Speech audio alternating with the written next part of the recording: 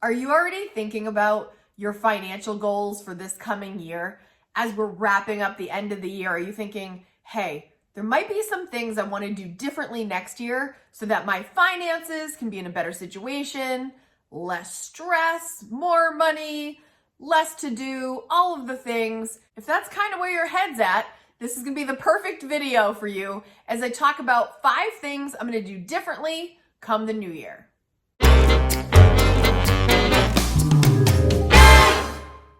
Number 1, I'm going to budget for inflation. I feel like every year we know inflation's coming, but we don't know to what degree. And I don't know about you, but the last couple of years, the grocery prices have blown my mind. And it's like I shouldn't be surprised, but I kind of am every single time. And I'm wanting to have a plan for that instead of just being shocked and being like, oh, what am I going to do? I want to plan for that ahead of time this year. One of my main strategies for budgeting for inflation is I'm going to try to be even more mindful of not being wasteful. Did that come out right?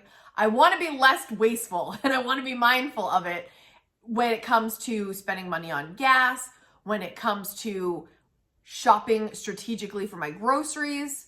And I'm going to be especially mindful when it comes to unnecessary spending. We've been talking a lot about that on the channel. I've got a couple videos for you. You can watch right here or I'll leave them in the description if that is something you're struggling with. I talk about budgeting all the time. I have budget series here on the channel if you need help with that. But talking about budgeting for inflation will give a little bit more wiggle room, a little bit more margin in your preparation for the new year. Number 2, pay off debts and then don't add more. Now, I know this goes against the grain. Some people are like, you gotta spend money to make money. Why not borrow and then leverage that money to make more money? In some cases, that may be right. My mentality, to be totally honest, I'm not really into debt. It's just something that I'm not comfortable with. I don't like having a mortgage. Do I love having a home? Yes. Am I glad I did it? 100% yes. I wouldn't go back on that decision for anything. However, I don't like having debt hanging over my head. I don't like owing anyone anything. So you might disagree and you might be like, oh, there's good debt. And in my mind, I just don't enjoy debt. I don't want any more. So I am aggressively trying to work on paying off that mortgage. Hopefully, ideally, in like half the time that I'm committed to, because I want that gone. And I want to free up that money that I put toward debt every month so I can put it toward other things like not owing people money. Just how I feel about it. Number 3, rethink your emergency fund. Wait. That doesn't mean rethink having one. That's not what I'm saying, my friends. You know I'm a big fan of an emergency fund. I think it's necessary. I think it's essential. And of what I've learned over the last few years, emergency fund is an absolute 100% yes. But what I'm rethinking about is the amount that should be in there. Every single person is going to have a different take on this. I was watching a video on YouTube the other day by Mr. Money Mustache, and someone was asking the question, what's the right amount to have for your emergency fund? And he was explaining how the real answer is actually 0 in an ideal world. And I was like, whoa, what, Mr. Money Mustache? Because I love Mr. Money Mustache. And I'm a big fan of his page. I'm a big fan of the practices that he teaches. But I was like, wait, 0? There's more on that. I'll actually leave that link down below if you want to just listen to his thought process, because it does make sense. But for me, 3 to 6 months, I think is the sweet spot. 3 for me is definitely like need it.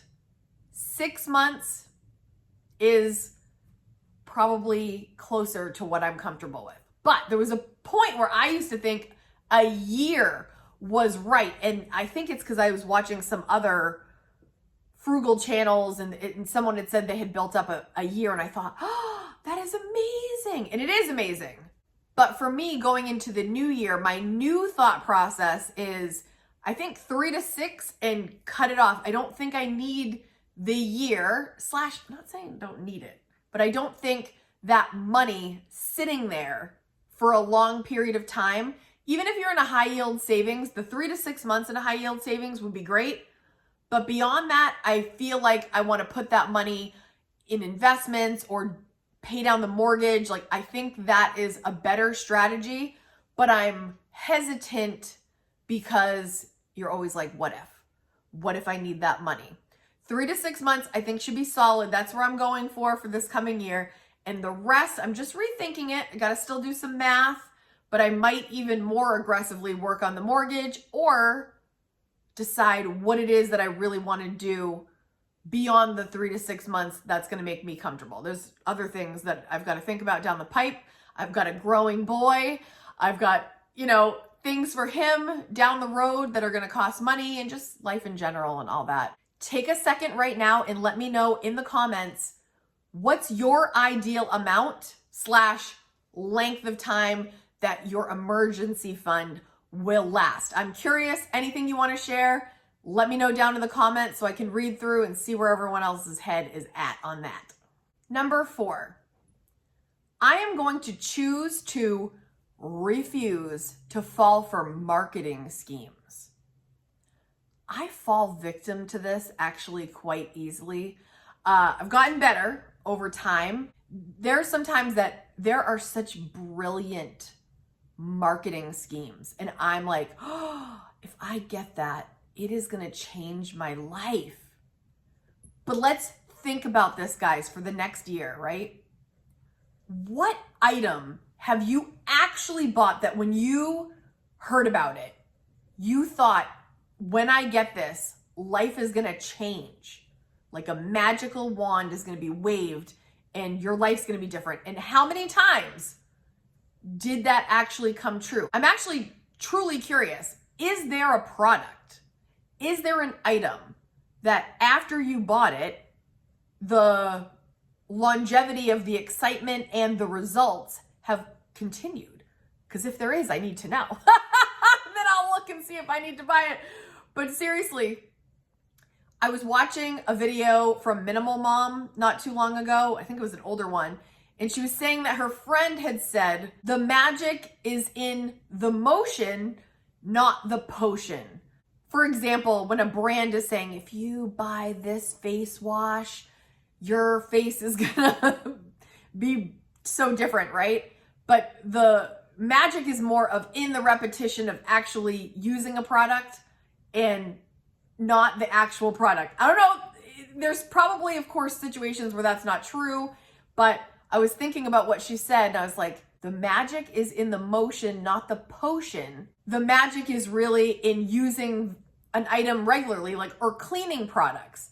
Sometimes it's not necessarily that product that's phenomenal, but the commitment to actually cleaning that, it doesn't have to be that specific thing. Some brands, of course, work better than others, of course, but I don't want to fall victim to the marketing schemes out there. There are times when I'm on social media and I truly think, why am I even on here besides for me sharing?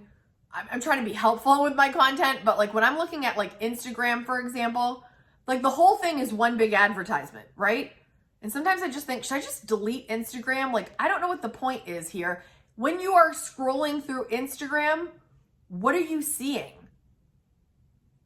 You're seeing people trying to get you to buy something. They're showing you all the things they're trying to get you to buy into. And sometimes I just think it's an incredible waste of my time. And I'm going to be rethinking that too for the new year too, by the way. Not YouTube. I love YouTube. I get so much useful information from YouTube. I hope you get that from my channel. But gosh, I love YouTube. It's not just one advertisement. Sure, there's advertising. Of course there is. There has to be for creators to make an income and all that. But I do get very valuable information. So YouTube, I'm not going anywhere. I love you. But there's some other social media venues that I'm kind of like, I don't know. Number 5, stop wearing labels for status. Now I know a lot of you guys don't do this. A lot of you already don't. A lot of you are not into labels. But even me, by the way,